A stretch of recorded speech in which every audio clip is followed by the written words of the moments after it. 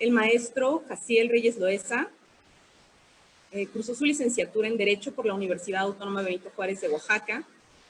Tiene una maestría en Ciencias Penales por investigación por el Instituto Nacional de Ciencias Penales, una maestría en Derecho Penal por la Facultad de Derecho y Ciencias Sociales de la Universidad Autónoma Benito Juárez de Oaxaca, una maestría en Derecho con especialización en litigación oral en California Western School of Law. Es maestro además en razonamiento probatorio por la Universidad de Girona, España, y por la Universidad de Génova, Italia. Dentro de su experiencia profesional, destaca que ha sido secretario judicial, juez de garantía, juez capacitador sobre la reforma procesal penal, juez del Tribunal de Juicio Oral en lo Penal del Poder Judicial del Estado de Oaxaca, juez en funciones de magistrado del Honorable Tribunal Superior de Justicia del Estado de Oaxaca y secretario ejecutivo del Consejo de Coordinación para la implementación del sistema acusatorio en el Estado de Oaxaca. Dentro de su experiencia académica, ha sido catedrático en diversas universidades sobre el sistema acusatorio, dentro de las que destacan la Universidad Autónoma Benito Juárez de Oaxaca, la Universidad Anáhuac, la Universidad La Salle, el Instituto de Ciencias Jurídicas, la Universidad Regional del Sureste y la Escuela Libre de Derecho en la Ciudad de México, entre otros. Dentro de otras participaciones y reconocimientos, está certificado por el Instituto de Estudios de Justicia de las Américas y fue becario en los países de Uruguay y Guatemala del Programa de Cooperación Internacional Aula Iberoamericana del Consejo del Poder Judicial de España. Además, dentro de sus publicaciones se destaca como coautor del libro Juicio Oral Penal, Reforma Procesal Penal en Oaxaca, con la Editorial Jurídica de las Américas, y es autor del libro El Sistema Acusatorio Adversarial a la luz de la Reforma Constitucional, con la Editorial Forward. Bien, pues le agradecemos muchísimo, maestro, haber aceptado la invitación, estar aquí para compartirnos sus conocimientos. Por último, me permito hacerles de su conocimiento que pueden enviar las preguntas a través de esta plataforma, a través de Facebook, y pues estaremos leyéndolas para al final darles respuesta. Bien, maestro Jaciel, pues lo dejo con su público. Comenzamos con la conferencia sobre valoración de la prueba testimonial. Muchas gracias, qué amable, Fernando. Bien, pues empezaré primero por agradecer la invitación a todos aquellos que forman parte de este grupo de Viernes de Jurisprudencia. Primero, reconocer este esfuerzo que se hace para hablar de tópicos selectos y muy especializados. En este caso, me tocó la oportunidad de hablar un poco sobre lo que es el tema del testimonio. Esto quiere decir que primero tendríamos que analizar, bueno, pues cuáles son los parámetros que debo de tomar en consideración para efectos de que yo pueda valorar un testimonio. Estas herramientas que vamos a analizar enseguida, finalmente nos van a dar algunos elementos como para poder utilizarlos en el juicio, en el interrogatorio, en el contrainterrogatorio, en la valoración y al momento de determinar la siguiente pregunta fundamental que todos los jueces se hacen después de escuchar a una persona. Y la pregunta es, ¿le podré creer?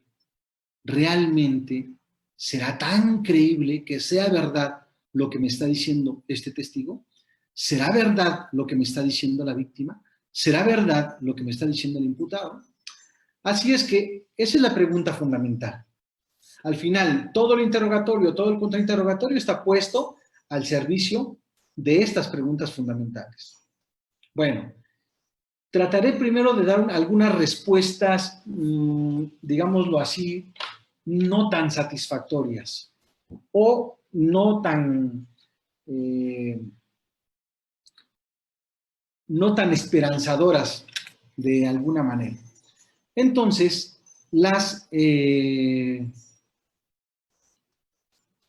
estas observaciones o estas primeras afirmaciones son, no hay hasta el día de hoy un método que realmente podamos utilizar para saber si una persona miente o está diciendo la verdad. Así es que es un gran problema que los tribunales tienen. Aquellos que tienen en sus manos decidir sobre la libertad de una persona, sobre si alguien es culpable o inocente o no culpable de algunos cargos que se le formulen, entonces en verdad que estamos en un verdadero lío porque no tenemos ninguna metodología, no tenemos algún método a nuestro alcance para poder saber cuándo una persona miente y cuándo una persona dice la verdad. Quisiéramos tener una bola de cristal, todos, para saber cuándo una persona está diciendo la verdad y cuándo una persona está mintiendo. Desafortunadamente, en sustitución de la bola de cristal, se han venido generando algunas prácticas para tratar de aproximarse a cuándo alguien dice la verdad y cuándo alguien está mintiendo. Aún con todo esto que vamos a hablar de la metodología de corroboración cualitativa más adelante, aún con todo eso, suponiendo que todos los criterios que veamos se puedan cumplir, aún así, no estaremos 100% seguros si una persona miente o está diciendo la verdad. Entonces, por esta razón, veamos qué es lo que comúnmente tomamos en consideración nosotros, ya sea en nuestra vida diaria o ya sea al frente de un tribunal, para evaluar la credibilidad de las personas. ¿Cómo evaluamos a nuestro amigo cuando nos está contando una historia? ¿Cómo evaluamos esa credibilidad? ¿Cómo evaluamos a alguien que nos está contando un chisme? ¿Cómo evaluamos a alguien que está declarando en el tribunal? 3 factores a considerar. Estos factores se han extraído de la constante práctica en los tribunales. Esto es un estudio presentado en su momento, ya tiene más de 10 años, por el Centro de Justicia para las Américas, que impulsado a través de la OEA ha presentado diversos hallazgos. Y algunos de esos son los que presentaremos. Generalmente, cuando uno evalúa la credibilidad de alguna otra persona, primer parámetro, muchas veces tomamos en consideración el lenguaje corporal.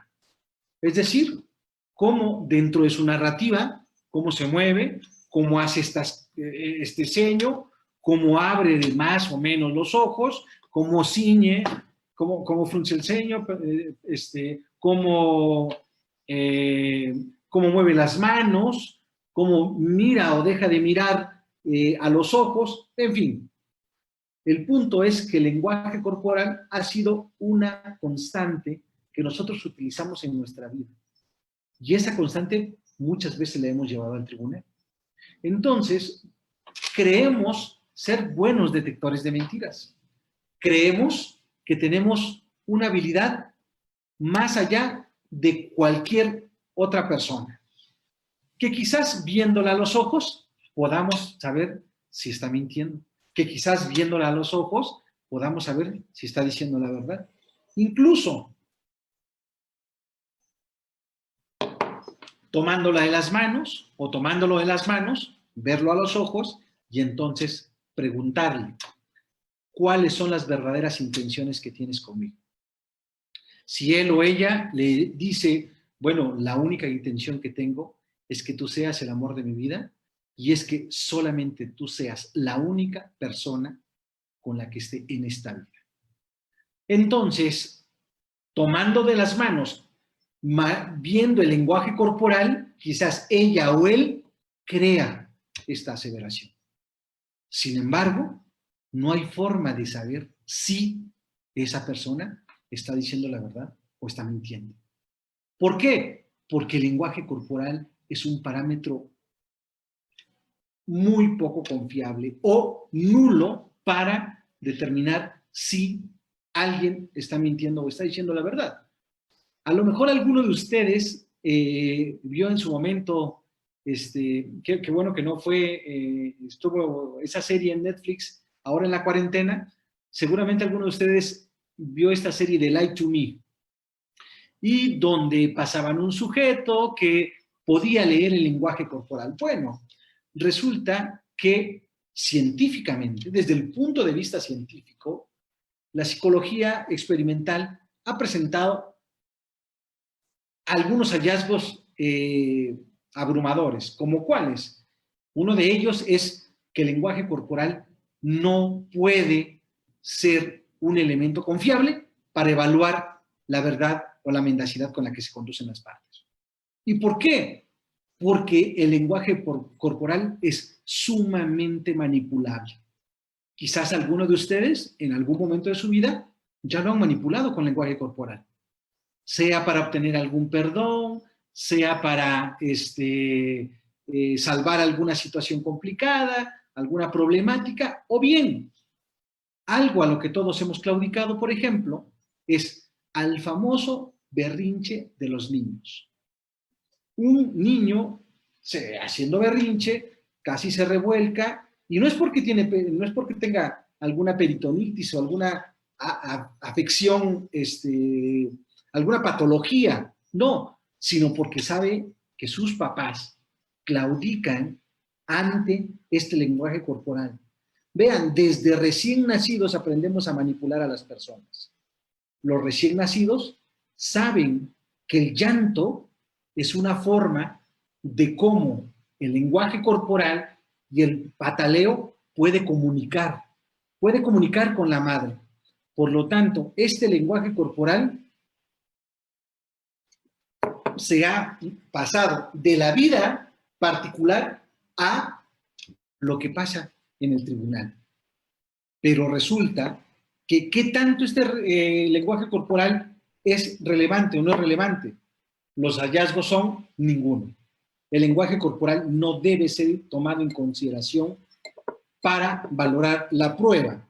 Esto pone en jaque incluso una reciente resolución de lo que resolvió la primera sala de la Corte en relación a la inmediación. ¿Por qué? Sostuvo la primera sala que el tribunal en la inmediación o con la inmediación se encuentra en un mejor escenario para valorar la prueba. Esa aseveración sostenida en esa tesis es verdaderamente una aberración. ¿Por qué es una aberración? Porque el lenguaje corporal, porque la inmediación no sirve para valorar la prueba. Ahora, seguro que esto que estoy comentando les va a ser chocante a muchos. ¿Por qué? Porque no es lo que les enseñaron. Y estoy totalmente de acuerdo con ustedes. Es más, cuando nosotros empezamos nuestra formación, también nos habían dicho eso. Nos habían comentado que los jueces íbamos a tener poderes sobrehumanos y que a través de la inmediación nosotros podríamos ver las mentiras o las verdades en la ventana de las personas que comparecían a declarar ante el tribunal. Y muchos jueces se lo creyeron, y muchos litigantes se lo creyeron, y muchos fiscales se lo creyeron. Si ustedes creen que no es así, solamente voy a poner como ejemplo una práctica de algo que pasa hoy en día en los tribunales. Y no me refiero a los tribunales de Oaxaca, me refiero a todos los tribunales de México, y quizás me atrevería a decir un poco más allá. El fiscal cuando va a entrevistar a la víctima, o el fiscal cuando va a entrevistar a un testigo, o el defensor cuando va a entrevistar a un testigo, lo primero que hace es instruirle al testigo lo siguiente. Señor Jaciel, le voy a hacer unas preguntas, pero por favor, en el momento que usted me las vaya a contestar, diríjase viendo al tribunal. O sea, usted va a estar platicando conmigo, yo le voy a estar preguntando, pero le pido que cada que conteste vea al tribunal. ¿Para qué? Para que el tribunal analice su lenguaje corporal. Porque el tribunal tiene poderes sobrenaturales. Esos jueces, esas personas, esos seres humanos que han sido designados como jueces, tienen poderes sobrenaturales para valorar la prueba. Ese es el mensaje que se está mandando con esta circunstancia. Ahora, entonces, si la inmediación no sirve para valorar, ¿para qué sirve la inmediación? Si no, deberíamos desterrarla como principio y anularla del sistema acusatorio. Bueno, pues no. La inmediación es necesaria, sí. Pero nunca para valorar la prueba, señores. La inmediación sirve cero para valorar la prueba. ¿Para qué sirve entonces la inmediación? De algo debe de servir, por eso lo pusieron como un principio constitucional. Sí sirve de algo y sirve mucho. Sirve para que frente a ti, tribunal, frente a ti, juez, se pueda controvertir la prueba. Frente a ti, juez, se pueda ejercer la contradicción. Porque cuando ejerces la contradicción sobre la prueba, se genera un proceso dialéctico respecto de la información que se tiene en el proceso. Por lo tanto, este supuesto es sumamente importante que tengas claro que la inmediación no sirve para evaluar la prueba. Fíjense, esto que estoy hablando trastoca algunas cosas que se han dicho muchas veces en segunda instancia sobre pretexto de no analizar la motivación del juez natural. Se dice, yo no puedo revisar, yo no puedo valorar la prueba ni controlar la valoración de la prueba porque yo, juez de segunda instancia o magistrado, no tuve inmediación con la prueba. Como si la inmediación fuese un componente mágico que te permite valorar la prueba. Al respecto, los que deseen ahondar en este tema, recomendaré dos lecturas que me parece son fundamentales, una lectura clásica de un gran maestro y una lectura contemporánea, recientemente publicada, de una gran juez a la que admiro y respeto mucho. La primera lectura es de don Perfecto Andrés Ibáñez. Es verdaderamente un maestrazo. Don Perfecto fue mi maestro en algún momento de mi vida. Y hay un texto que se llama Los hechos en la sentencia penal. No le dedica más de 5 páginas, pero de manera magistral a lo que debe ser la inmediación. Así es que en la editorial Fontamara lo pueden encontrar. Y la lectura que les recomiendo de la época contemporánea es de la jueza Elizabeth Franco, una gran jurista que se desempeña en nuestro estado y cuyas líneas podrán seguir en un texto que se llama El fantasma de la inmediación. Entonces, de editorial Ubillus.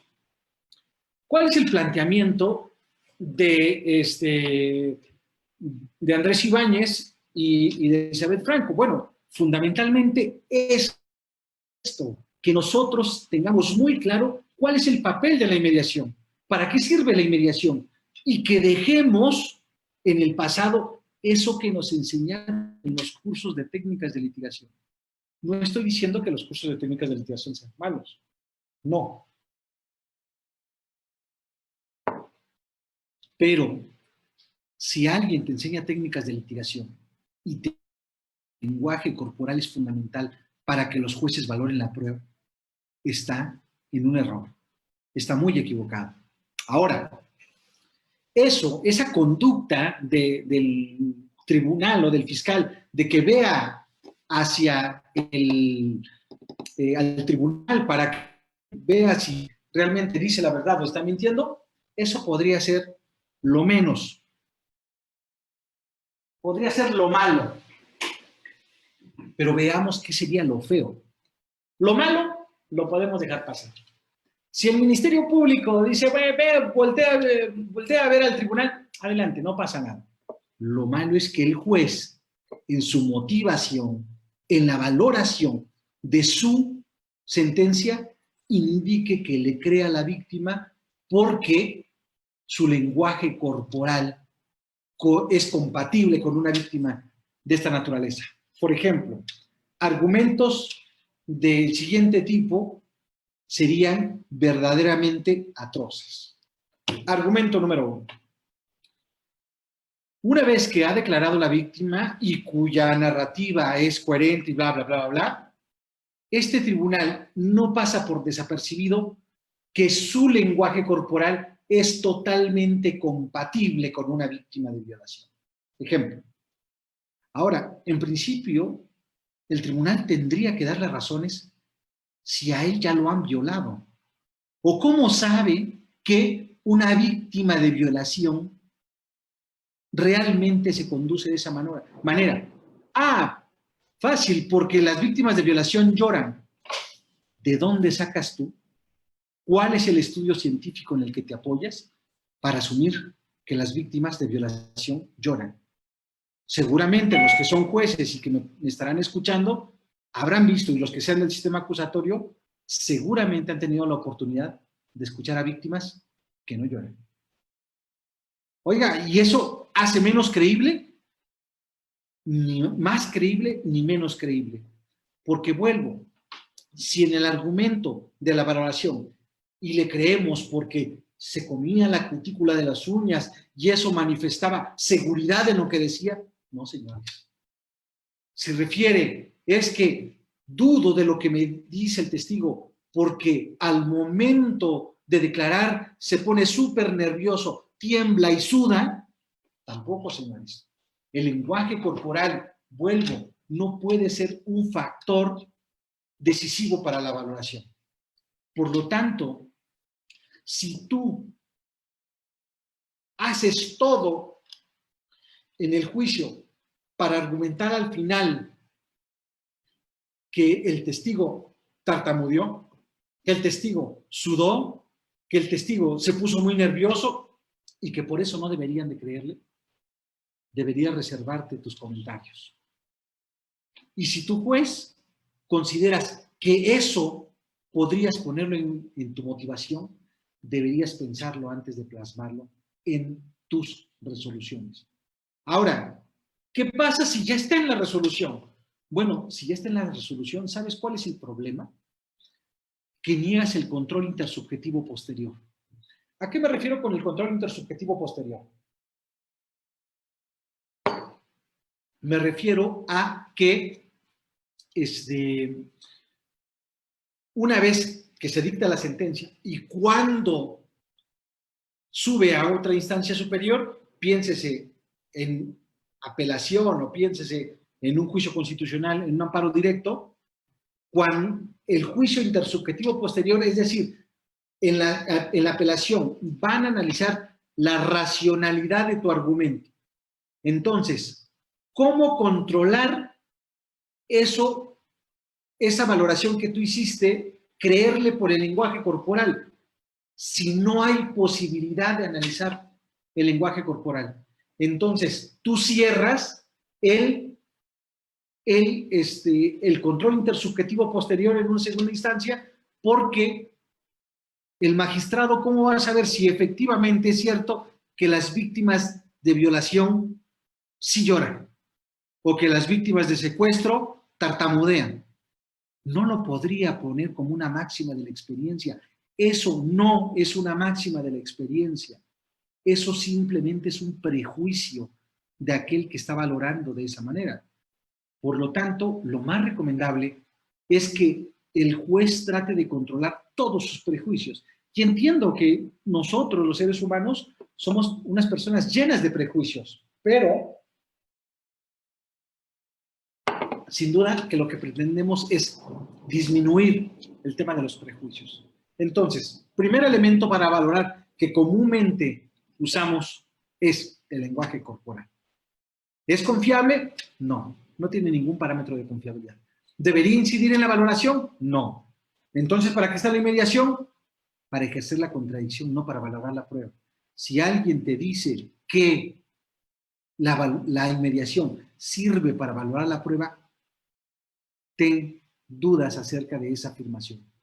No se puede valorar la mendacidad o veracidad de una afirmación a través de este parámetro. Sin embargo, también pasa, y voy a decir algo que es contraintuitivo. ¿Por qué contraintuitivo? O sea, contradice lo que estoy afirmando y algo que parece que el sentido común nos dice lo contrario. Miren, cuando tú vives con una persona, con tu pareja, con tu esposa, con tu esposo, con tu papá, con tu mamá, con tus hermanos, con, no sé, con cualquier otra persona, y con los cuales tienes mucha convivencia, llega un punto de tu vida donde sí puedes analizar el lenguaje corporal de ellos. Pero ¿cómo? Si usted acaba de decir que no. Acabo de decir que no. Pero en otros contextos podría utilizarse el lenguaje corporal como un indicativo de posible mendacidad o veracidad. En otros contextos quizás. Por ejemplo, perdón, por ejemplo, cuando tú llegas a tu casa, después del trabajo, llegas, está tu hija o tu hijo, te abraza y papi, papi, ¿cómo estás? Te abraza y su lenguaje corporal te manifiesta que está feliz. O bien llegas y está toda achicopalada. O llegas y bien está molesta. Pero su lenguaje corporal, ¿cómo es que sí lo pudiste evaluar y cómo en el tribunal no podrías? Porque Jaciel está diciendo que en el tribunal no se puede tomar en consideración el lenguaje corporal, pero yo como con mi hija sí lo tomo en cuenta. Yo como cuando llego a la casa de mi mamá, saludo a mi mamá y me doy cuenta de inmediato que está molesta. ¿Cómo le hago? ¿Soy brujo? No. La gran diferencia es que en este contexto existe una permanente retroalimentación. ¿Cómo que existe una permanente retroalimentación? Es decir, existe un sistema o un esquema de convivencia permanente entre yo y la otra persona, yo y mi pareja, yo y mi mamá, yo y mis hijos. Entonces, ese constante contacto con estas personas hace que puedas analizar el lenguaje corporal en estos contextos. Entonces, ¿el lenguaje corporal podría sí utilizarse en un contexto determinado? Sí. ¿Cuál sería la condición? La única condición es que exista una retroalimentación permanente. ¿Qué implica una retroalimentación permanente? Una convivencia permanente con la otra persona. ¿Pero por qué en el tribunal no? Te lo hago en forma de pregunta. ¿Cuánto conoce el tribunal? ¿Cuánto conoce el presidente del tribunal o el tribunal de juicio si es unitario? ¿Cuánto conoce al testigo? ¿Cuánto conoce a la víctima? ¿Cuánto conoce al imputado? ¿Cuánto tiempo lleva conviviendo con ellos? Ninguno. No los conoce. No sabe quién es la víctima. No sabe quién es el imputado. Precisamente por eso, porque no tiene relación permanente y constante con estos sujetos, el lenguaje corporal puede ser una trampa para valorar la prueba. Precisamente por eso, si valora el lenguaje corporal, puede ser dañado por un sesgo, por un efecto espejo. ¿A qué me refiero? Si ve que un testigo empieza a comerse las uñas y este juez piensa que en su casa su hijo, cuando miente, se come las uñas y trata de agarrar esta experiencia privada y ponerlo como máximas de la experiencia de su sentencia, diciendo que este testigo no es creíble porque se comía las uñas y todos los que se comen las uñas mienten, si este se come las uñas, por lo tanto, miente. Hay un sesgo. Hay un sesgo en la premisa, en la premisa menor y por consecuente hay una conclusión, simplemente es una falacia. ¿Por qué razón? Porque no todos los que se comen las uñas al momento de declarar mienten. ¿De dónde sacas tú que todos mienten? Es que mi hijo miente, tu hijo, pues, pero no el resto del mundo es como tu hijo. Así es que precisamente este sesgo se le conoce como sesgo de efecto espejo, donde tu conocimiento privado, tu situación particular, pretendes aplicarla como una máxima de la experiencia. Así es que cuidado cuando aborde el tema de las máximas de la experiencia. No son las máximas de la experiencia de tu experiencia, sino son de la experiencia común, que cualquiera de nosotros tiene ese tipo de conocimientos. Bueno, entonces, recapitulando, ¿cuál es el primer elemento que generalmente se utiliza para valorar si alguien dice la verdad o está mintiendo? El lenguaje corporal. ¿Eso debería ser tomado en consideración? No. Oiga, pero eso sí se está tomando en consideración en los tribunales. Pues precisamente por eso organizamos este tipo de eventos y justamente hoy, a esta misma hora, en otra charla, habemos dos sujetos que estamos hablando exactamente de un tema similar. ¿Cuál? La inmediación y el lenguaje corporal. Y eso que se lo saquen de la cabeza, que tienen poderes sobrenaturales los jueces para valorar la prueba. No tienen poderes sobrenaturales. Fallan igual que todos. Fallamos igual que todos. Así es que si no tenemos poderes sobrenaturales para valorar la prueba, ¿qué nos queda? Buscar otras vías lo más racionales para saber si le creo o no a un testigo. Segundo parámetro que generalmente se toma en consideración para valorar la prueba. Este segundo parámetro va a ser abordado muy rápidamente y de manera muy sencilla. El segundo parámetro que se utiliza es la apariencia del testigo. Resulta que la apariencia del testigo, aunque ustedes no lo crean, es fundamental para el momento en que una persona está declarando. Resulta que dentro de los hallazgos que se han tenido de la psicología experimental, hemos tenido algunos hallazgos así totalmente sin sentido. Por ejemplo, a las personas más bien parecidas se les cree más que a los menos agraciados. A las personas de negro se les cree menos que a las personas que están ataviadas de colores claros. ¿Qué más? A las personas que con desaliños sobre su ropaje, sobre su vestimenta, se le cree menos. Entonces, se llegó a la siguiente conclusión. ¿Qué conclusión? Resulta que la apariencia de una persona no puede ser tomada en consideración para saber si alguien te está mintiendo o te está diciendo la verdad. Entonces entenderán por qué hay personajes que se ven tan decentes, que se ven tan honorables, pero que en verdad no lo son. Ustedes entenderán ahora por qué muchos de los fraudes son cometidos por personas que nunca se sospecharía que cometerían un hecho delictivo. Y ustedes entenderán entonces por qué tenemos un prejuicio como el siguiente. Ese prejuicio es, y seguramente lo han escuchado en algún momento de su vida, como te ven, te tratan.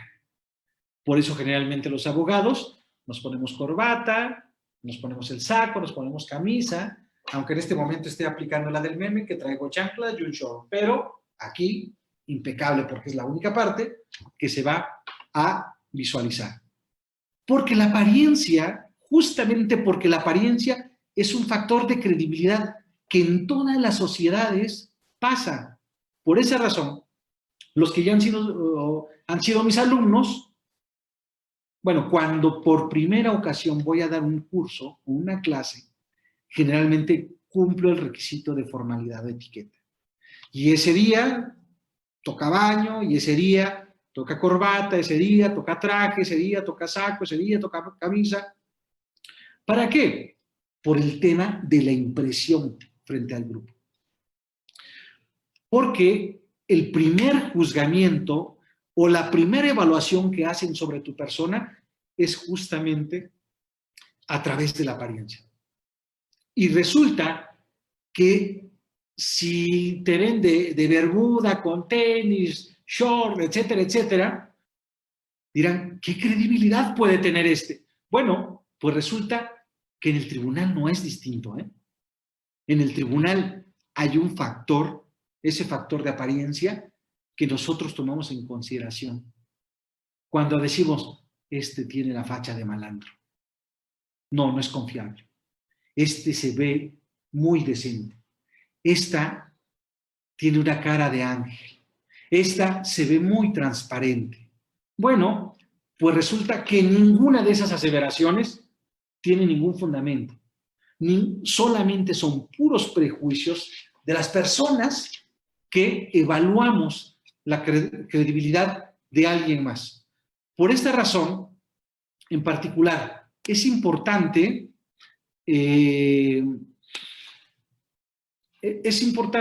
señalar esta parte, que la apariencia de las personas no debería ser un parámetro fundamental para valorar la prueba, ¿sale? Entonces, de 3 parámetros existentes, 2 de ellos ya se están yendo a la basura. El primer parámetro es el lenguaje corporal. Ese no debe ser tomado en consideración, ni para argumentar, ni para valorar la prueba. La apariencia de la persona no puede ser un parámetro para valorar la prueba. ¿Qué nos queda? El último parámetro que nos queda, y lo único que sí podemos racionalmente controlar, es el tema de la declaración del testimonio. Pero la declaración del testimonio resulta que, producto de los hallazgos de la psicología, se dijo, es el único parámetro para saber si alguien dice la verdad o alguien está mintiendo. No hay otro parámetro. Es el único parámetro existente hasta ahorita para poder evaluar la credibilidad de un testimonio. Porque pareciera que hay otro. Pareciera que hay una metodología pericial. Pero esa metodología pericial, desafortunadamente, todavía no tiene el respaldo de su comunidad científica. Es decir, dado los altos márgenes de error, no se utiliza como un método confiable. Sin embargo, en los tribunales muy a menudo los vemos. Sin embargo, en las investigaciones muy a menudo los vemos. ¿A qué me refiero en este caso? Hay una prueba de evaluación de la credibilidad. Esa es una prueba psicológica. Seguramente alguno de ustedes ya la ha evaluado o ya la ha tenido frente a sí. Y esta valoración psicológica utilizan una metodología que por sus siglas es la metodología del CBCA. Esa metodología del CBCA es una metodología que todavía no cuenta con respaldo de la comunidad experta de la materia. ¿A quién me refiero con la comunidad experta? A la comunidad de psicólogos. Por esa razón, todavía no tiene ese respaldo. Sin embargo, muy a menudo en las investigaciones el fiscal le pide, evalúame a este niño o niña o a esta víctima y dictamíname 2 cosas. Primero, ¿cuál es el estado emocional de la víctima? Y segundo, ¿cuál es, y segundo, si es creíble o no es creíble que esta persona esté diciendo la verdad. En pocas palabras, le quiere dejar la responsabilidad que debería tener el juez, se la traslada a un perito. Pero bueno, resulta que eso, al igual que otras metodologías para evaluar la confiabilidad de los testimonios, como puede ser el polígrafo, no tiene un nivel de aceptación. Oiga, pero si a mí me aplican el polígrafo aquí en la fiscalía o en seguridad pública, bueno, el polígrafo tampoco canta bien las rancheras. El polígrafo tiene un nivel de confiabilidad del 50%.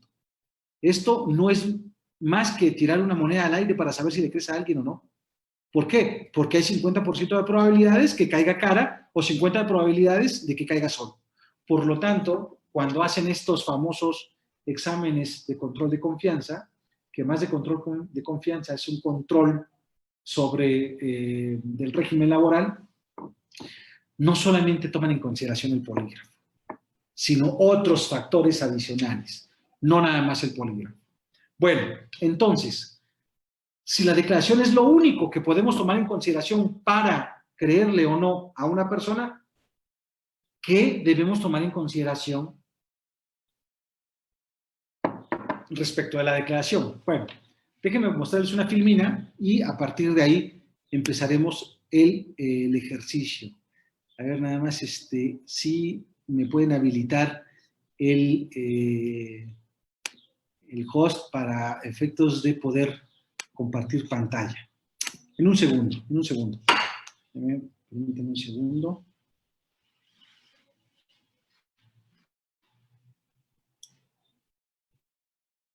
Bien.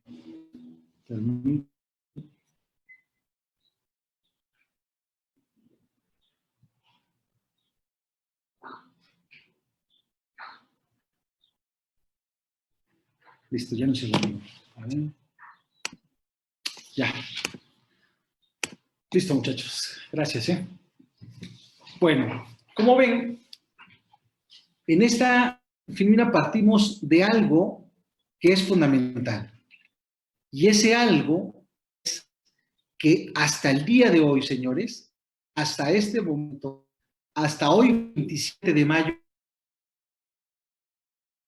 ningún método confiable, científicamente hablando, para determinar cuándo una persona miente o cuándo una persona dice la verdad. Entonces, si no hay un método confiable, ¿cómo le hacemos? Solamente tenemos dos opciones. Ante este abrumador escenario, la única opción que tenemos es o renunciamos a la testimonial, que parece no ser la respuesta, o la otra opción, fijar otros más exigentes que la pura declaración. Así es que la respuesta primaria parece ser esta de fijar parámetros más exigentes. ¿Qué parámetros deberíamos tomar en consideración para valorar una prueba? Permítanme, déjenme borrar esto.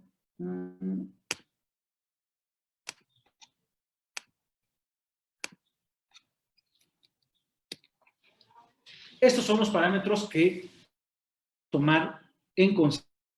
Estos son algunos de los parámetros. Obviamente que esto tiene un afán orientador y no un afán limitador. O sea, no pretendo con esto que regresemos de nuevo al tema de la prueba atasada o a arreglar de nuevo la credibilidad de un testimonio como fue en el pasado. No pretendo eso. Sin embargo, sí es importante que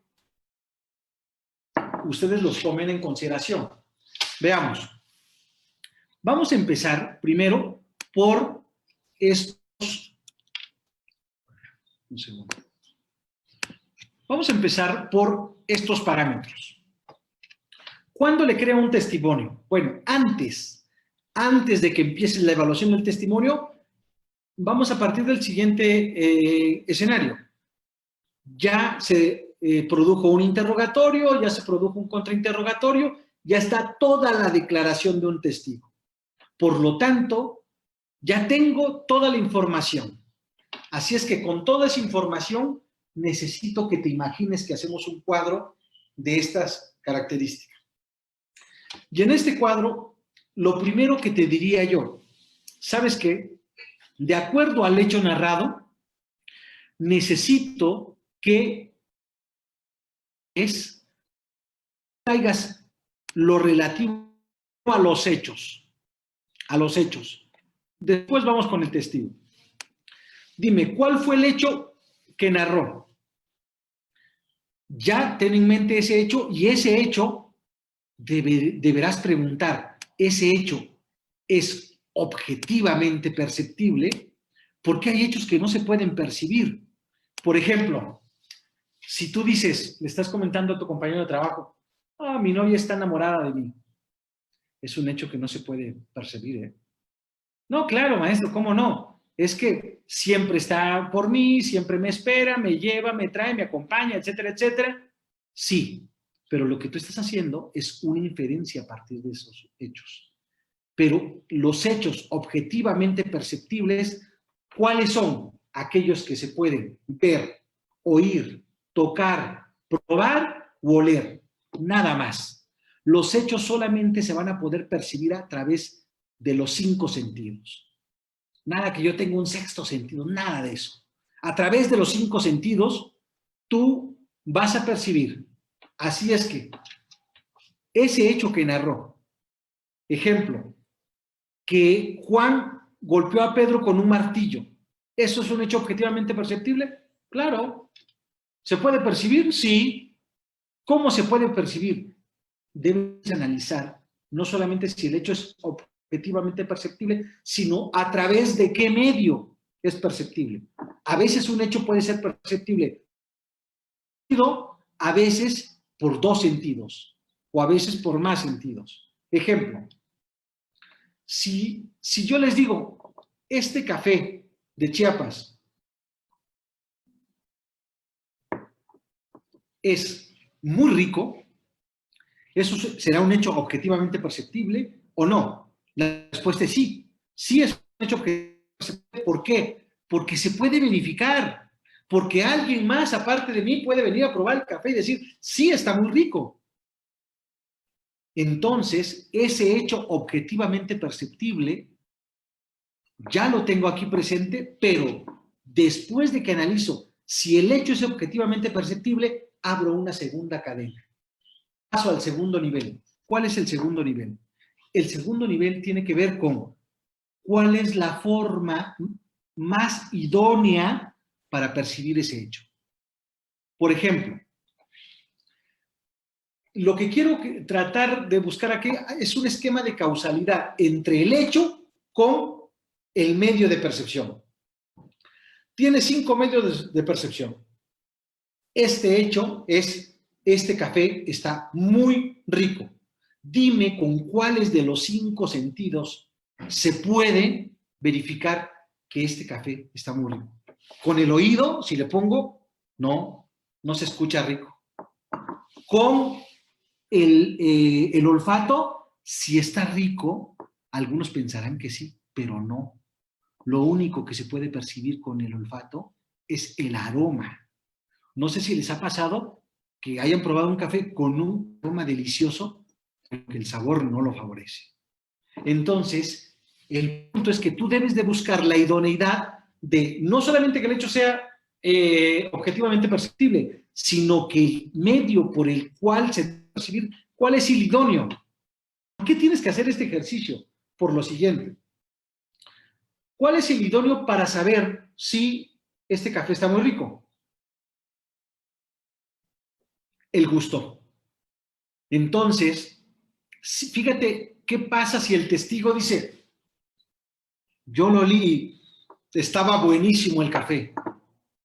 Esto equivale a que un ciego te dijera, yo lo vi, a que un sordo te dijera, yo lo escuché, a que un sujeto que ha perdido la sensibilidad en alguna extremidad que te diga, yo lo sentí.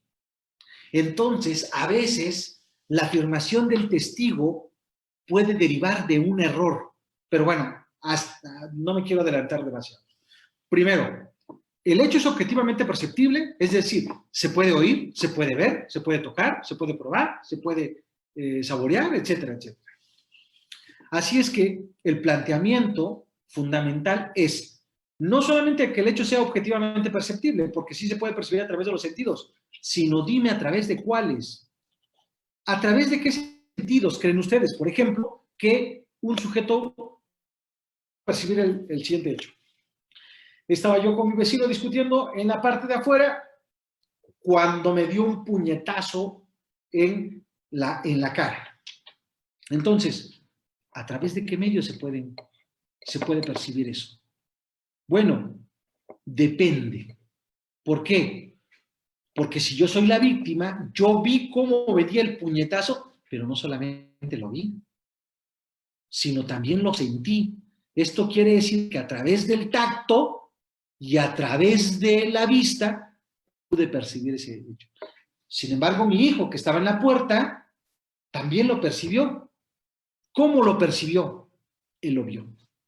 Entonces, este hecho que les estoy narrando puede ser perceptible a través de la vista o a través del tacto. Entonces, el planteamiento será no solamente cómo se puede percibir, no, si es perceptible, perdón, sino a través de qué medio. ¿A través de qué medio se puede percibir?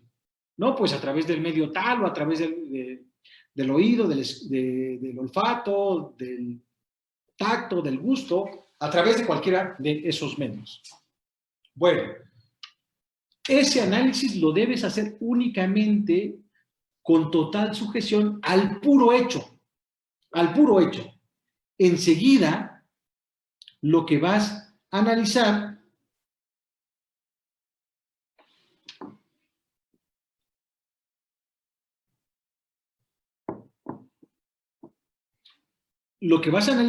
enseguida es cómo dice el testigo que lo percibió. Entonces, por eso regresamos a la filmina. Y en esta filmina, fíjate cómo lo primero que debes evaluar es este punto. El hecho narrado es objetivamente perceptible. Y segundo, evaluar la idoneidad del medio o medios por los cuales podría eventualmente percibirse. Esto es con independencia del sujeto que percibe, con independencia del testigo. ¿Por qué?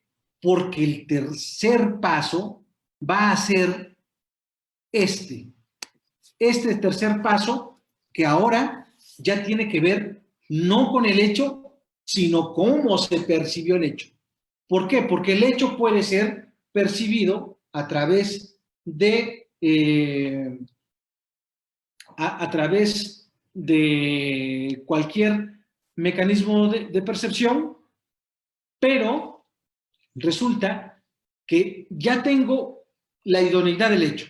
Por ejemplo, ¿cómo sé o de dónde derivo que este café está muy rico? Bueno, el medio de percepción idónea es a través del gusto. Ahora, ¿cómo dice el testigo que lo percibió? ¿O por qué medio percibió el testigo el hecho? Ahora, como para ver si hay un match entre la idoneidad del medio y el medio, dice el testigo que lo percibió. No sé si me explico en esta parte. Entonces, para mí es fundamental que pongan su atención en esta parte respecto de la idoneidad del medio, que se hace con total abstracción del testigo, y determinar por qué medio dice el testigo que se pudo percibir el hecho. Pero además de esto, es necesario que hagamos después un cuarto análisis.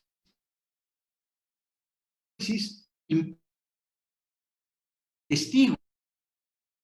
Debemos evitar o descartar los posibles errores de percepción. Este cuarto error nos dice, mira, no solamente importa que haya dicho que lo probó también, que probó el café, sino que hay que descartar errores de percepción. Esos errores de percepción, ¿cómo pueden ser? Bueno, hay que evaluar la percepción del testigo y estos errores de percepción pueden ser o derivarse por de los sentidos, por un déficit en las circunstancias del lugar o por un déficit originado por las circunstancias de los hechos. Déjenme tratar de explicarles el siguiente planteamiento. No basta que un testigo me haya dicho que sí percibió el hecho, sino que es necesario que verifiquemos si no se encontraba en ese momento en un error de percepción. ¿Por qué razón? Bueno, quizás el sujeto dice que vio perfectamente los hechos, pero el sujeto a lo mejor tiene un déficit visual, usa lentes, astigmatismo, miopía o alguna cosa así, y los lentes para poder ver. Si no usaba los lentes, no tenía una adecuada percepción. Y ese día de los hechos, ¿llevaba los lentes? No, no llevaba los lentes. Otro ejemplo. Resulta que el sujeto requiere un aparato auditivo para poder escuchar adecuadamente. Y dice que ese día de los hechos pudo escuchar como a 5 metros discutían tales circunstancias. Pero ese día no portaba su aparato. Entonces, estos primeros errores de percepción pueden derivarse de las características fisiológicas del sujeto. No sé si me explico. Entonces, el punto es que no es que el hecho no se pueda percibir, desde luego que se puede percibir, pero, eso sí, solamente se puede percibir siempre y cuando el sujeto se encuentre en condiciones fisiológicamente aptas para determinar que sí pudo percibir, que sí podía ver, que sí podía escuchar, que sí podía probar, que sí podía oler. Por ejemplo, imagínense a un sujeto que tiene pie diabético. Si no percibe cuando se le clava o se le ensarta un clavo, imagínense cómo puede percibir algún otro parámetro de sensibilidad. Entonces, este es el punto fundamental que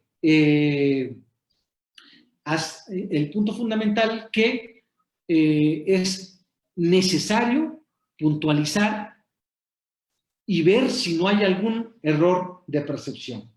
¿Sale? ¿Qué más? Los errores de percepción, muchachos, no siempre son por un déficit en el testigo.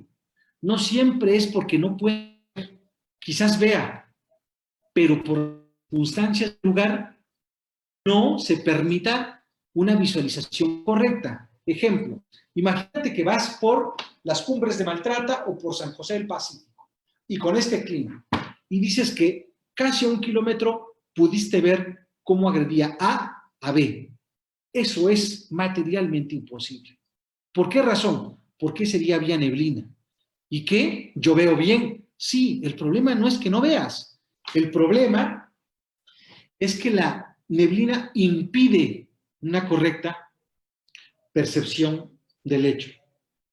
Ahora, otro ejemplo. El sujeto entra a un baile, a una discoteca, una cosa así. Ya hay mucho ruido. Y cuando hay mucho ruido, cuando empiezan a hablar, se acercan al oído de la otra persona y empiezan a hablarle en voz muy alta. Esto, ¿por qué es necesario? Porque hay interferencia de sonido y por lo tanto no es que no escuches, no es que tengas un problema deficitario en la percepción de la escucha, sino que por las condiciones del lugar es imposible, o no imposible, es difícil, altamente complicado que puedas escuchar una plática normal. Ahora, estos errores de percepción no solamente son por circunstancias del sujeto, no solamente son por las circunstancias del lugar, sino por... ¿Por qué? Porque a veces todo sucede extremadamente rápido. La breve exposición a los hechos es algo que no controla el testigo. El uso de mascarillas o de antifaces o pasamontañas, eso no lo controla el testigo. Entonces, si no lo controla el testigo, eso lo puede ubicar en un eventual error de percepción. Por lo tanto, fíjense, no solamente es importante que verifiques que ese hecho es objetivamente perceptible, ni que analices el medio por el cual se puede percibir, sino además que descartes estos posibles errores de percepción en los cuales se puede encontrar el testigo. Bueno, pero supongamos un caso donde ya tengo el hecho objetivamente perceptible, la idoneidad de la percepción de ese hecho, el testigo dice que sí fue percibido a través de ese medio y no hay ningún error de percepción. ¿Con eso ya le creo? No, todavía no. Bueno, ¿más requisitos? Sí. Vamos a elevar el nivel de exigencia. ¿Qué otro requisito podemos establecer? Bueno, esto seguramente lo van a encontrar ustedes en algunas sentencias españolas, y este sexto requisito tiene que ver evaluar la coherencia del testimonio. Es decir, que no presente contradicciones entre sí mismo. Eso lo van a encontrar en las sentencias, al menos de los jueces de Oaxaca, con estas palabras: la coherencia interna. Cuando los jueces están hablando de la coherencia interna, es porque hicieron un análisis de todo el testimonio y todo el testimonio no se contradice a sí mismo. Porque hay algunos testimonios que se contradicen. Ahora, ¿pueden haber algunas contradicciones? Seguro, ¿eh? ¿Y eso mata la credibilidad del testimonio? No, señores. Si la contradicción no es sustantiva, no se elimina la credibilidad del testimonio. Entonces, un paso más que debe hacerse es analizar la coherencia del testimonio para que no se contradiga a sí misma. ¿Qué más? Un siguiente apartado, los detalles. Los detalles en la declaración de un testigo son fundamentales. Resulta que dentro de los hallazgos que hemos hablado, cuando tenemos una declaración detallada, esto puede ser a favor o puede ser en contra. Si en el interrogatorio directo hay un número de detalles importantes y la declaración es coherente, parece elevar el nivel de confiabilidad. Sin embargo, si los detalles se sostienen solamente en el directo, pero no en el contra, eso disminuye la credibilidad del testimonio. Porque resulta curioso por qué solamente los detalles que le pregunta el fiscal puede recordarlos, pero no los detalles que le pregunta la defensa. Ahora, este tema de los detalles siempre he comentado algo en las diversas clases, que si hay una forma de enamorar a un juez a efecto de la credibilidad, es con detalles. Entonces, quizás a una dama la puedas enamorar con rosas, con una serenata. Bueno, si a un juez lo quieres enamorar desde el punto de vista probatorio, quieres persuadirlo, convencerlo racionalmente, entonces algo que es sumamente fuerte son los detalles de un testimonio. Entonces, cuando juntas los detalles con la coherencia, son un buen parámetro de confiabilidad. ¿Es el único? No, pero son un buen parámetro. Eso es mejor que nada. Entonces, como ven, resulta que tenemos varios pasos para evaluar la credibilidad de un testimonio. Primero, los pasos vinculados con el hecho y los vinculados con el testigo y su testimonio. Perdón. Ahora, fíjense lo que puse acá en la filmina. Sostuve, y solamente de manera arbitraria lo puse, que si se reúnen todos estos parámetros, ya tendríamos el 50% de credibilidad de un testimonio. O sea que con todos estos parámetros, aún así, ¿no es suficiente? No, señores. ¿Por qué tanta exigencia? La respuesta es sencilla. Porque la prueba menos confiable que existe en todos los procesos judiciales es la testimonial. Es en la que menos deberíamos confiar. ¿En qué deberíamos confiar más? En la prueba científica. Pero desafortunadamente nuestros procesos no están tan saturados de prueba científica.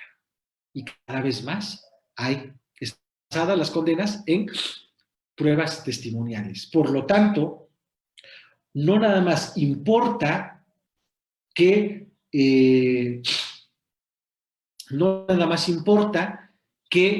declaren sobre el hecho. Un testigo puede declarar sobre el hecho con todas estas características y aún así el juez puede no creerle, claro. ¿Por qué? Dependerá. Hasta acá solamente tenemos el 50%. Y eso por ponerle un número, ¿eh? No quiero decir con esto, no me vayan a malinterpretar y digan, no, es que Jaciel sostiene que el 50% del testimonio vale esto. No. Bueno, si ponerle 50% o el 80%, 90%, no importa el porcentaje, pero es una parte de la credibilidad. La otra parte, la otra mitad que hace falta, ¿de dónde la derivamos? Bueno, ya no de la prueba testimonial, de los otros elementos de prueba que existen en juicio. Y entonces a eso le vamos a llamar la corroboración cualitativa. Ojo, corroboración cualitativa y no cuantitativa. Cualitativa. Ahorita voy a poner dos ejemplos para que ustedes tengan muy en cuenta qué es una corroboración cuantitativa y qué es una corroboración cualitativa. Cuando se refiere a cualitativa, se refiere a la calidad de la información. Y cuantitativa se refiere no a la calidad, sino a la cantidad de la información. Esto lo van a encontrar, lo pone negrito en las sentencias de los jueces, como congruencia externa. Quizás a veces, como jueces, no tenemos no nos detenemos a explicar cada uno de los conceptos que damos en las resoluciones, sin embargo, a lo que se refiere es justamente a este planteamiento. Y todo esto se basa en una pregunta. Si ya tengo la declaración en estos términos, cumpliendo con todos estos parámetros, la siguiente pregunta es, ¿qué tanto esa declaración, cumpliendo con esos parámetros, qué tanto se corrobora o qué tanto se contradice? Sí. ¿Qué nivel de confiabilidad puede tener una testimonial? Ninguno. Entonces, cuando se contradice con los restantes elementos probatorios disponibles, no vamos a confiar en esa información, aun cuando tenga una corroboración perfecta. Perdón, aun cuando tenga una declaración perfecta. Voy a ponerles un ejemplo. Imagínense que yo soy víctima en un asunto de violación. Entonces, resulta que una vez que fui a presentar mi denuncia, el perito médico me evalúa.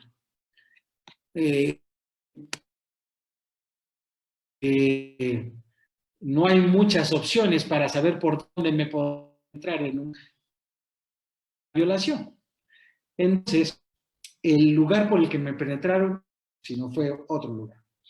Cuando el perito me empieza a revisar, y yo di toda la declaración perfecta, me empieza a revisar, y resulta que dice, el sujeto no tiene ningún desgarro, ni reciente, ni antiguo.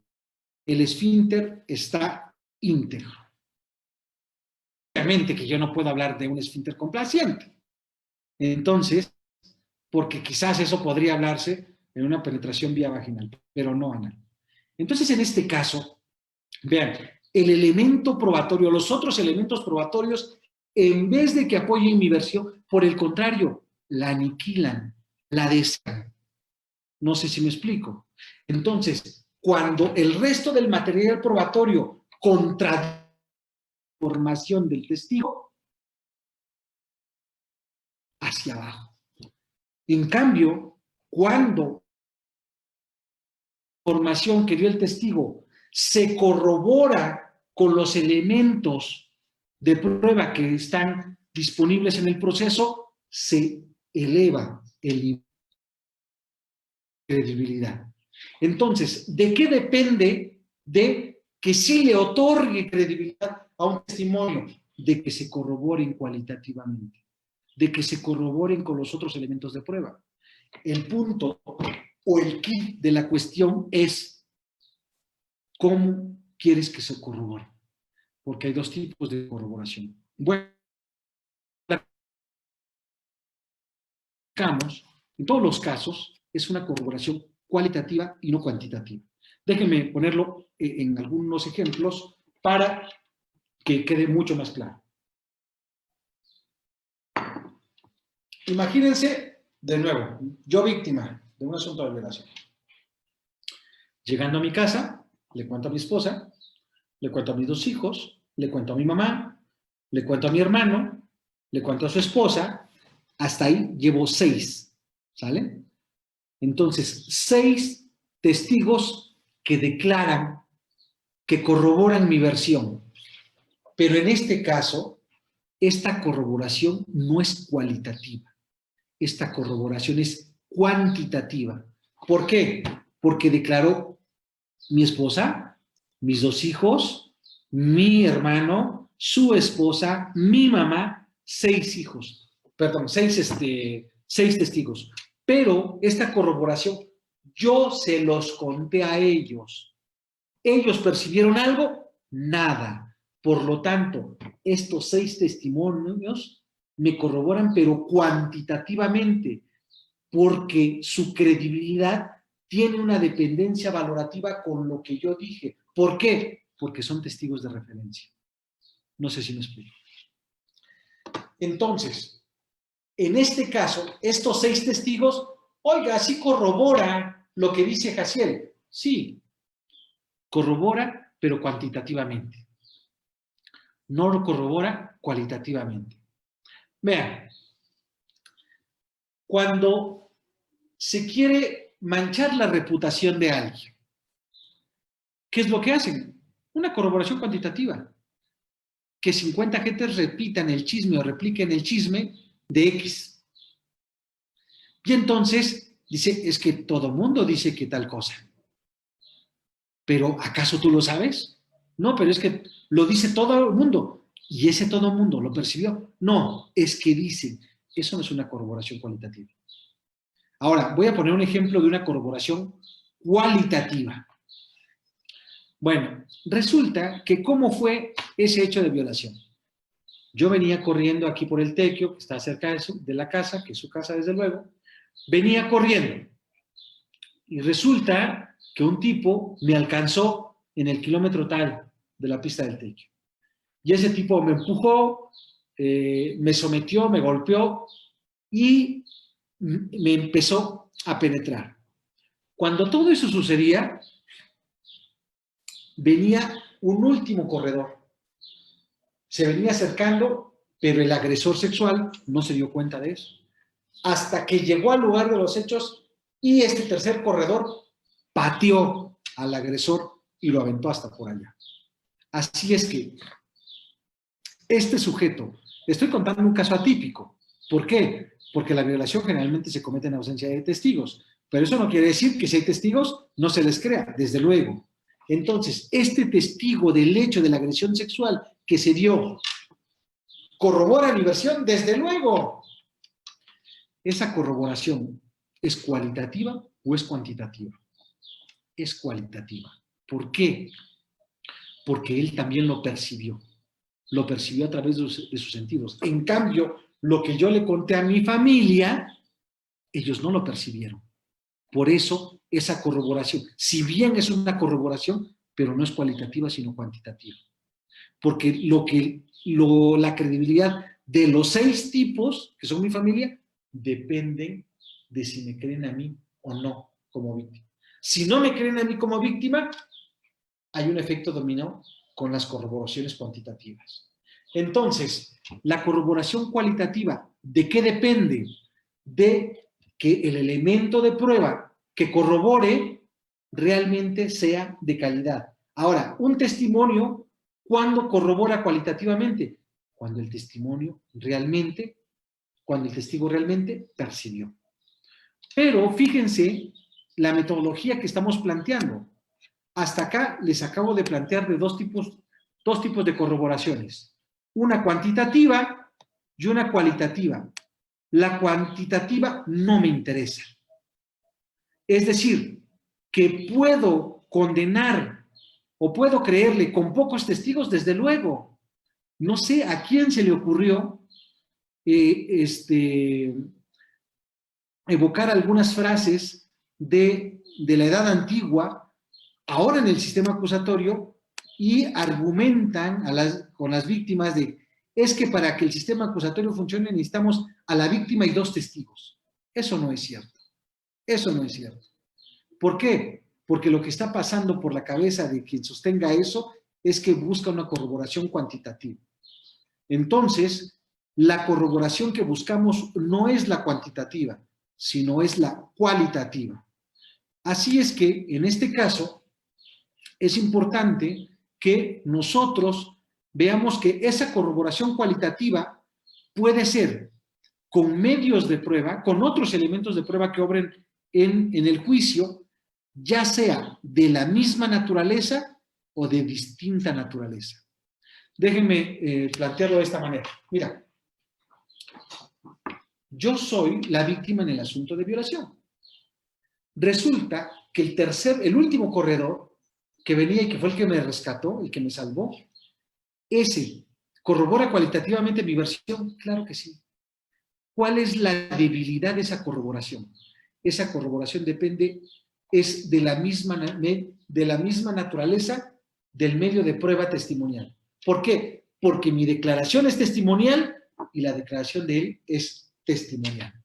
Sin embargo, va a elevar más cualitativamente la confiabilidad del testimonio cuando la corroboración es, pero de otro medio de prueba de distinta naturaleza. Por ejemplo, ¿cuál es el otro medio de prueba de distinta naturaleza? Después de la agresión, cuando fui a denunciar, me encontré con el médico. Y entonces, el médico corroboró mi dicho respecto de las lesiones que me fueron causadas. Así es que, ¿este medio de prueba corrobora cualitativamente? Sí, corrobora cualitativamente.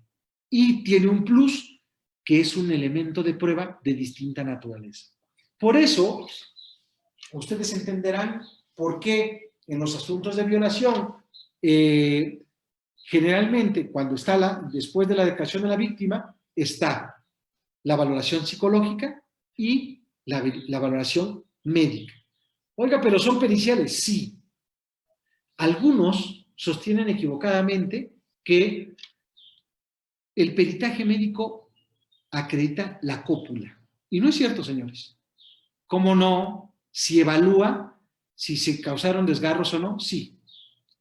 Pero esos desgarros el médico nunca puede asegurar con qué fueron causados. ¿Quién puede saber con qué fueron causados? Con la víctima. Nada más, con la declaración de la víctima. Entonces, ¿de qué sirve el peritaje médico? Sirve para elevar el nivel de confiabilidad o credibilidad del dicho de la víctima.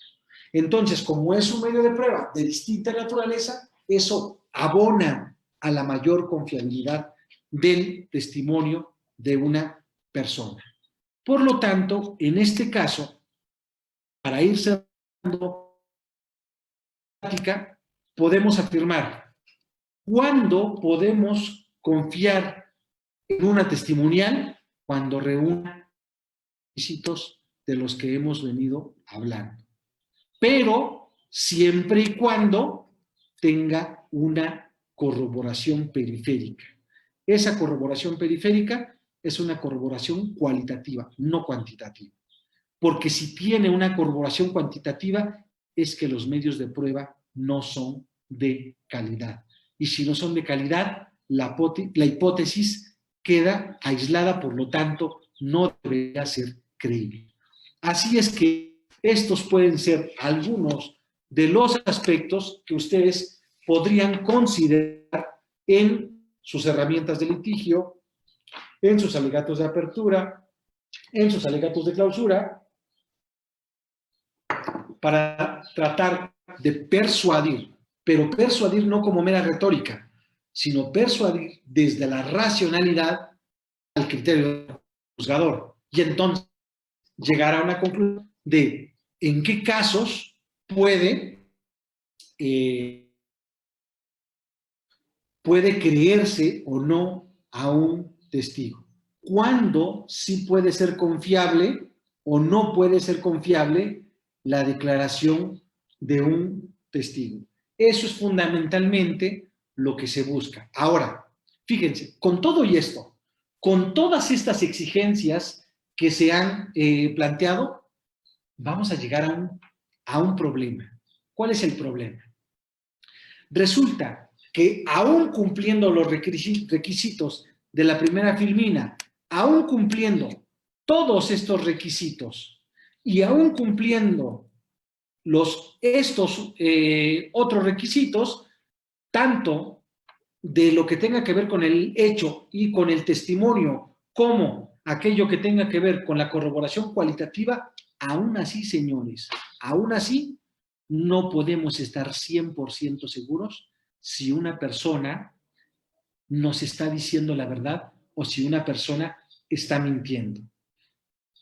Sin embargo, esto hace más probable que las cosas hayan sucedido como señala el testigo. En cambio, cuando no se corrobora con otros medios de prueba, sino por el contrario, se contradice, esto hace menos probable que el testigo esté diciendo la verdad. Por lo tanto, como no tenemos una bola de cristal para saber cuándo una persona miente y cuándo dice la verdad, el único método disponible que tenemos hasta hoy es el método de la corroboración periférica. Y aún así, no podríamos tener certeza de que realmente nos está mintiendo o está diciendo la verdad. Sin embargo, es fundamental establecer mayores exigencias a la valoración del testimonio y no solamente quedarnos con el puro testimonio. No solamente creerle porque es mujer, porque es niño, o porque es hombre, o porque es cura, o porque es cualquier característica que tenga en particular el testigo. Así es que, en este caso, es fundamental poner niveles de exigencia. Si no vamos a renunciar a la prueba testimonial, necesitamos ponerle mayores niveles de exigencia para llegar a la conclusión de sí darle un voto de confianza a la prueba pericial, perdón, a la prueba testimonial, a la afirmación de un testigo. ¿Por qué? Todo esto, ¿por qué? ¿Cuál es la razón de ponerle muchos requisitos? Porque en algún momento, algunos compañeros me argumentan en contra de, es que usted pone cada vez más requisitos, más complicado para la fiscalía o para la defensa de probar sus aseveraciones. La respuesta es muy sencilla. La prueba testimonial es la menos confiable de todas las pruebas. Sin embargo, es la más utilizada en todos los juicios. Por lo tanto, si no renunciamos a la testimonial, cuando elevemos los estándares de exigencia. ¿Por qué razón? Porque los jueces pueden cometer un grave error. ¿Cuáles son los errores que puedan cometer? Creerle a alguien que está mintiendo o no creerle a alguien que está diciendo la verdad. ¿Y qué es lo que pasa? Estos errores se pagan muy caros. ¿Por qué? Porque conducen a los jueces a dos escenarios, ninguno de ellos adecuado. Condenar a un inocente por creerle a alguien que estaba mintiendo, o bien, segundo, condenar, absolver a un culpable por creerle a alguien que no estaba diciendo la verdad, o por no creerle a alguien que estaba diciendo la verdad. Entonces, esos dos errores, todas estas exigencias están pensadas en evitar un solo error. Ustedes cuando vean el tema de los estándares de prueba y la distribución del error, van a ver cómo se distribuye el error en el estándar de prueba. Mientras más alto, ¿para qué se eleva el estándar de prueba? Mientras más bajo, ¿para qué se disminuye el estándar de prueba? Cuando tú tienes un estándar alto, es porque lo que buscas es proteger inocentes. Si tienes un estándar muy, muy bajo, es lo que buscas tú realmente no es proteger inocentes, sino castigar culpables. Ahora, ¿cuál de los dos errores es más aceptable? La protección de un inocente. ¿Por qué? Porque para proteger a un inocente, ¿cuál es el precio que tenemos que pagar? Muchas veces, varios culpables van a ser absueltos. Pero vean la contracara de un estándar muy bajo. En un estándar muy bajo, vas a absolver a varios culpables, pero a cambio, vas a proteger a varios inocentes, pero a cambio de proteger a varios inocentes, vas a absolver a varios que son culpables. Por esta razón, estas son algunas de las herramientas posibles que ustedes podrían utilizar a efecto de valorar la prueba testimonial. Y a partir de aquí generar un poco de conciencia. Y en esa conciencia renunciar a cosas que estamos haciendo. Yo entiendo, créanme que lo entiendo perfectamente, porque yo también fui formado al igual que ustedes, porque yo también creía hace 10 o 15 años lo que sostienen algunos, de que los jueces tienen superpoderes. No tienen superpoderes. son cometen tantos errores como cualquier otra persona. Al final, estamos en una justicia puesta en manos de los hombres. Por lo tanto, si no tienen sobrepoderes o superpoderes para evaluar el lenguaje corporal, renunciemos a ese aspecto como un tema de valoración de la prueba. Les invito a que vean esta tesis de la primera sala respecto de cuál es esa supuesta mejor posición del juzgador por la inmediación para valorar la prueba. Eso es una copia muy cercana a lo que hace ya muchos años, hace más o menos unos 20 años, el Tribunal Supremo Español había resuelto en su carácter jurisprudencial de que efectivamente la inmediación era como algo mágico, pero en el proceso penal no hay magia. Así es que tenemos que renunciar tanto a ese parámetro como al parámetro que está determinado por las apariencias. Solamente nos queda la declaración y hay que poner mayores exigencias si queremos tener un proceso justo, si queremos tener un proceso confiable. Y con esto cerraría yo, muchachos. En verdad que me da mucho gusto que me hayan podido seguir en esta transmisión. Agradezco desde luego a Wilfrido y a todo el equipo de Viernes de Jurisprudencia. A Fernanda, dejo el micrófono para Fernanda, quien pueda tocar ahí o destacar alguna de las preguntas que se hacen al respecto de la presente temática. Así es que gracias, infinitas gracias por su atención. Muchísimas gracias, maestro. La verdad es que tenemos muchísimas preguntas, no nos va a ser posible leerlas todas, pero vamos a tratar de avanzar con algunas. La primera pregunta del compañero Fidel Caballero Alcázar es: ¿a un juez qué impresión le deja una víctima que al declarar llora? ¿Esto trasciende en su veredicto? Bien, bueno, en principio hemos avanzado, creo, bastante los jueces en este punto. Sin embargo, debo de reconocer que cuando empezó toda la capacitación en toda la República, sí nos habían dicho a todos los jueces, y por eso todavía ese germen contaminante sigue en muchos tribunales que podían tomar en consideración. Es más, muchos fiscales les pedían a sus víctimas que cuando estuvieran declarando, llegaran al punto, se quebraran. Al final el tribunal es de carne y hueso y el aspecto emocional debería de influir. Pero desde la racionalidad, ¿qué tanto debe influir? En verdad que no debería influir en lo absoluto que este lenguaje corporal se manifestara. ¿Por qué?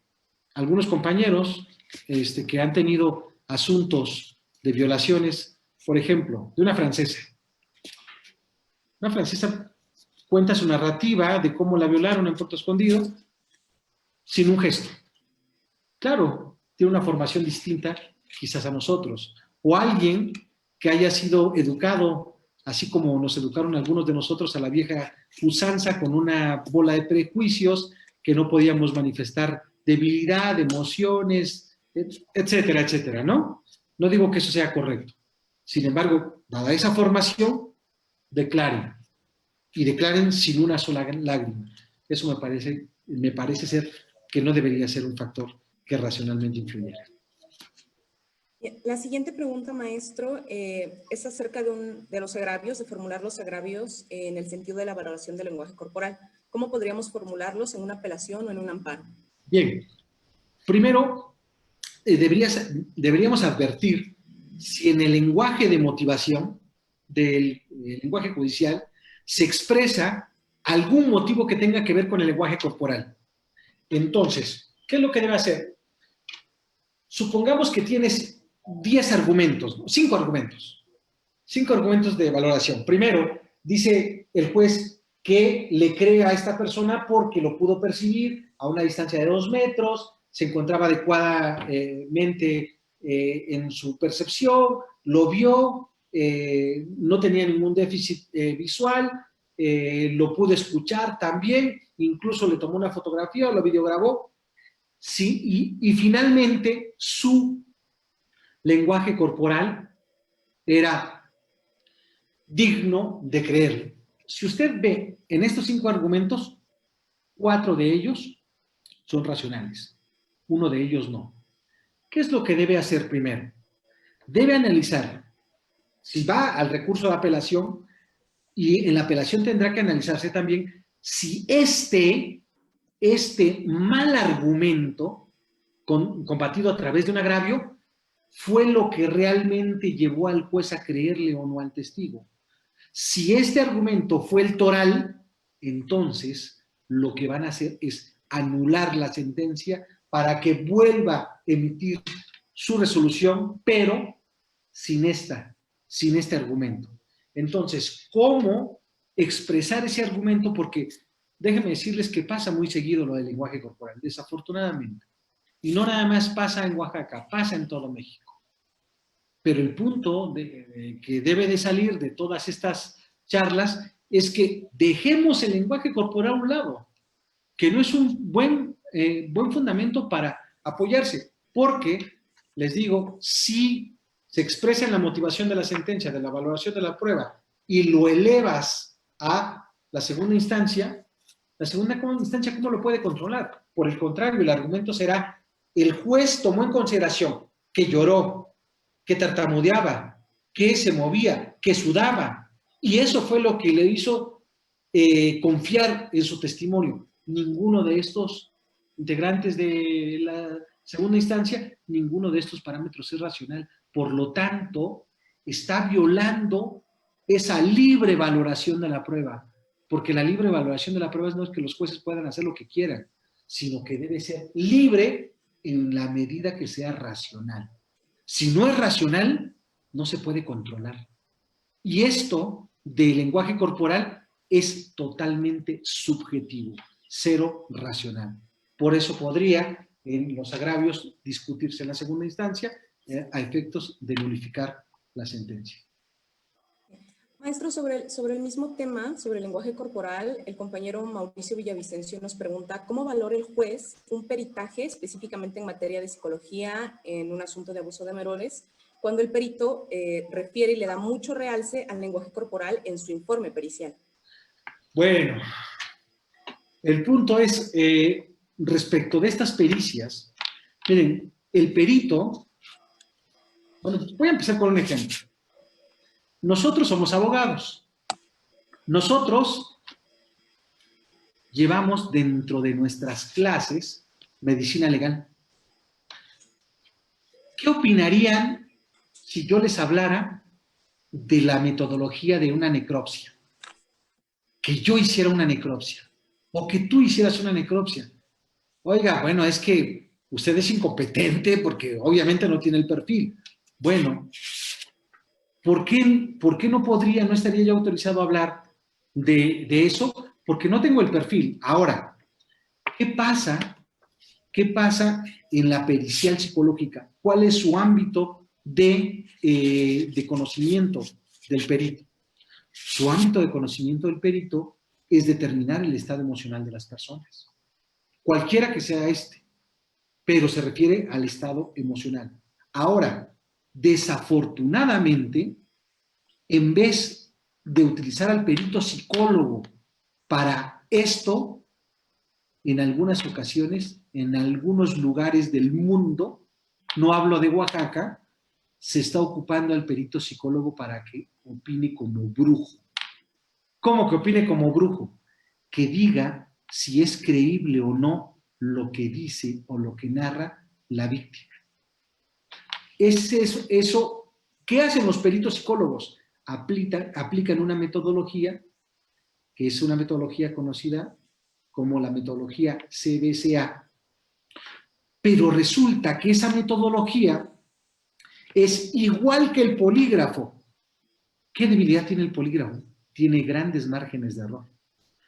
Entonces, resulta que en estudios de laboratorio, algunos estudios de la aplicación del CBCA tuvieron un margen de error de 30%. Es buenísimo.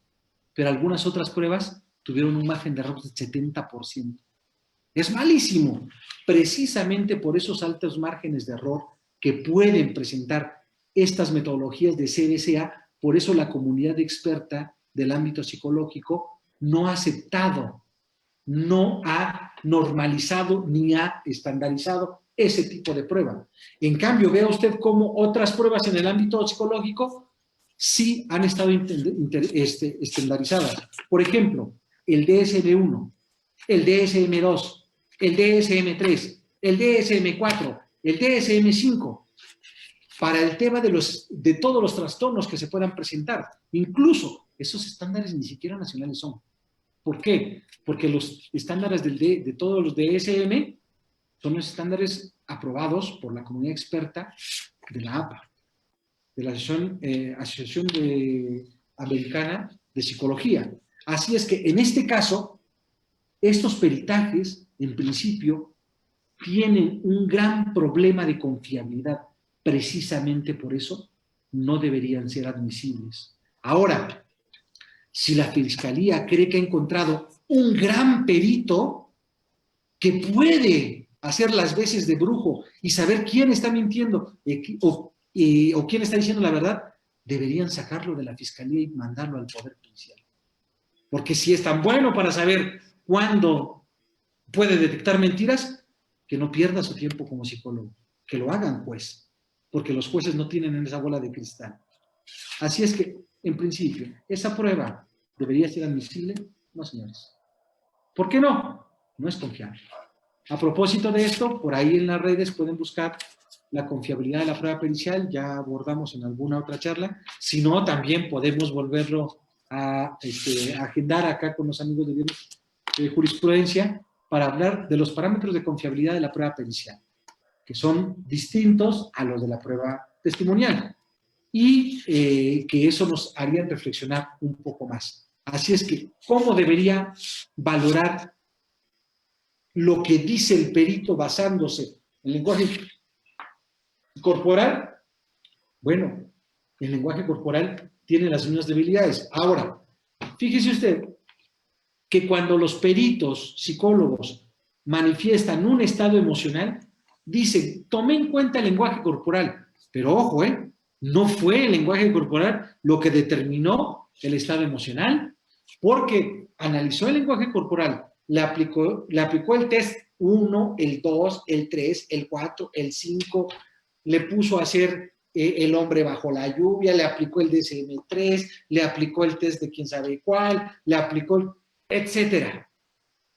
Por eso, cuando hablamos en un interrogatorio y en un contrainterrogatorio de la confiabilidad de los métodos que utilizan los peritos, poco invocan lo del lenguaje corporal. El lenguaje corporal, en primer momento, lo utilizan para ir generando este mecanismo de acercamiento con la víctima. Pero no es eso lo que determina su estado emocional de las víctimas, sino son la aplicación de otros test avalado como confiables para poder llegar a una conclusión de esa naturaleza. El maestro Heriberto Isaías Chazari nos pregunta si la valoración cualitativa tiene excepciones y si es así, ¿cuáles son? La evaluación cualitativa tendría excepciones. Bueno, en algunos casos no puedo poner como algo universal. Me imagino que está planteando estas cuestiones como los delitos sexuales o los delitos por cuestión de género. Que dice, bueno, es que por cuestión de género deberíamos de confiar absolutamente. ¿Por qué? Por una cuestión de género, porque es mujer. No, señor. La opinión que yo tengo a título personal, que una cuestión de género no implica renunciar a la corroboración cualitativa. Y por eso vean lo que plasmo. La corroboración cualitativa no depende de muchas pruebas, Pueden ser bien pocas pruebas, pero que corroboren de alguna manera el dicho de la víctima. Por ejemplo, supongamos una víctima adulta, una víctima de 60 años, que es víctima de una agresión sexual. Y esta persona resulta que está en una comunidad, no sé, en una ranchería ni siquiera, está en un municipio, en una ranchería, está en condiciones de vulnerabilidad. De hecho, solamente baja al pueblo cuando sus hijos suben por ella. Y sus hijos suben como ya son mayores, cada 2 o 3 meses. Resulta que fue agredida sexualmente y cuando sus hijos a los 2 meses suben a la ranchería, les cuentan lo de la agresión sexual de la que fue objeto por un vecino. Ahí tendríamos que valorar las cuestiones de contexto de la víctima, primero, para saber si está en un esquema de vulnerabilidad o en un esquema de desigualdad. Y que eso nos obligue a buscar los mecanismos de compensación. Pero serán casos muy particulares. Como lo estoy diciendo, no estoy diciendo que se le deba de creer, sino por su situación especial de vulnerabilidad, sino por su reflejo de desigualdad con respecto a cualquier otra persona, porque otra persona como tú y como yo, que están aquí en la ciudad y que 2 meses después presenta su denuncia, ¿qué va a pasar? Va a tener problemas deficitarios para poder elevar la confiabilidad del dicho de la víctima. Entonces, habría que analizar caso a caso esta corroboración cualitativa. No me aparto de que habrá algunos casos donde sea menor la exigencia y en algunos más mayor la exigencia. ¿Por qué? Porque hay algunos que presentan mayor dificultad de prueba. Entonces, en esos casos que hay mayor dificultad de prueba, quizás el estándar pueda moverse un poco hacia abajo, pero eso no querría decir que renunciáramos a la corroboración periférica. Había muchas preguntas en este sentido, en el sentido de la valoración en los casos de delitos sexuales por perspectiva de género. Entonces, vamos a pasar a la siguiente. Acerca de cómo afecta o si afecta de alguna manera el uso reiterado del uso de declaraciones previas, apoyo de memoria, para restarle credibilidad al testigo. Bien. En algún momento, fíjense que hablando de la coherencia interna. La coherencia interna, que es aquella que se mide en función a la propia declaración del testigo, o de la víctima, o del imputado, o de quien sea que esté declarando. Entonces, esta coherencia interna, ¿qué es lo que refleja? Bueno, pues resulta que lo que refleja esta coherencia interna, o lo que exige esta coherencia interna, es que no tenga contradicciones. Pero estas contradicciones deben ser contradicciones sustantivas, porque no cualquier contradicción puede mermar la credibilidad. Si se dieron cuenta, no sé si se percataron de ello, antaño con alguien que haya tenido un curso de valoración de prueba testimonial conmigo hace muchos años, lo primero que abordábamos es la credibilidad subjetiva del testigo. Hoy ni siquiera hemos abordado la credibilidad subjetiva del testigo. Es decir, ¿qué pasa en los concursos de litigación? Dice, ataca el testigo y en su credibilidad y sácale una contradicción. Es que no cualquier contradicción puede minar la credibilidad. Les pongo un ejemplo. Imagínate que tienes un testigo que en un proceso penal mintió. En el siguiente proceso penal mintió. Incluso lo condenaron por falsedad de declaraciones. Hasta ahí todo va bien. Pero el tercer caso, resulta que él va con su hermano a la tienda y le roban y matan a su hermano. Y él es el testigo. Entonces, va a juicio y confrontan su credibilidad y le dicen, usted mintió en el primer proceso penal. Sí, durante todo el juicio. Sí, y en el segundo proceso penal. Sí. Entonces, lo dejan para el alegato de clausura. Este es un tipo mitómano crónico. Bueno, para analizar la credibilidad subjetiva, primero voy a ver qué tanto la credibilidad objetiva, es decir, la coherencia del testimonio, los detalles del testimonio, la corroboración con otros elementos de prueba, qué tanto esto puede ser sobrepasado por la credibilidad subjetiva. Porque la credibilidad subjetiva tiene que ver con tus propios antecedentes, con tus propias particularidades como testigo. Así es que cuando están evidenciando contradicciones, ya sea evidenciar contradicción propiamente dicha o impugnar por omisión. ¿Y a qué me refiero con impugnar por omisión? Porque luego esto a veces, o el litigante, o a veces los jueces, o no les queda claro, o no hacen uso de esta herramienta. Cuando hablo de evidenciar contradicción, me refiero a aquellos supuestos donde el testigo antes, en su declaración previa, dijo, nunca lo había visto. Y ahora en juicio dice, sí, ya lo había visto antes. Entonces, hay una contradicción manifiesta que antes dijo que no lo había visto y ahora dice que sí lo había visto. Y en cambio, el otro lado, la otra técnica de impugnar por omisión es algo que nunca había dicho, sino hasta el juicio. Y que la memoria sería casi imposible que lo escondiera. Déjenme poner un ejemplo. Imagínense una víctima, una mujer, una víctima de violación.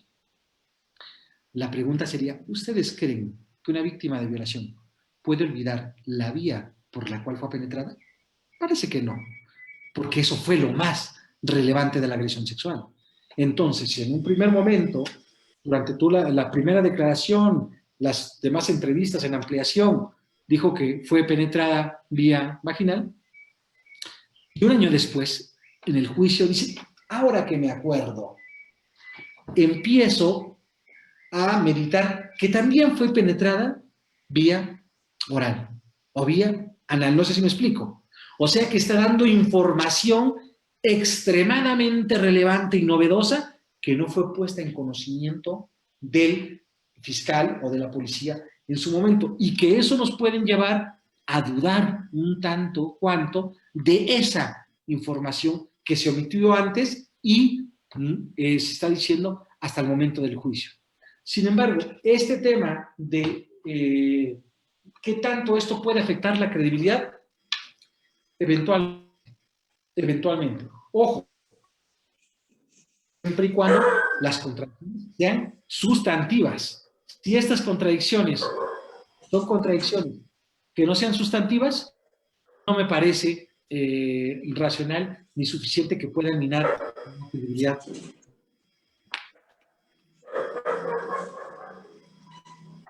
Bien. Una última pregunta, maestro, acerca de cómo se valoran dos testimonios idénticos. Bien. Muchas veces tenemos una problemática, incluso ya habíamos una línea jurisprudencial al respecto de a veces los que declaraban no eran los testigos, sino que habían declaraciones de dos o más testigos exactamente igual, con el mismo formato, con la misma letra, incluso con los mismos errores ortográficos. O sea, que eso hacía dudar de lo que realmente podría decir un testigo. Sin embargo, un testigo en verdad que no puede decir lo mismo que el otro testigo. ¿Por qué? Porque lo primero que debes analizar en un testimonio es la percepción. Sin embargo, miren ustedes, la percepción está determinada por el foco de atención. Por ejemplo, muchos estuvieron en el video o en la computadora y están escuchando la plática, pero eventualmente toman el teléfono y checan y dicen, bueno, cuántos están, qué es lo que están viendo, etcétera, etcétera, y el foco de atención ha sido desviado.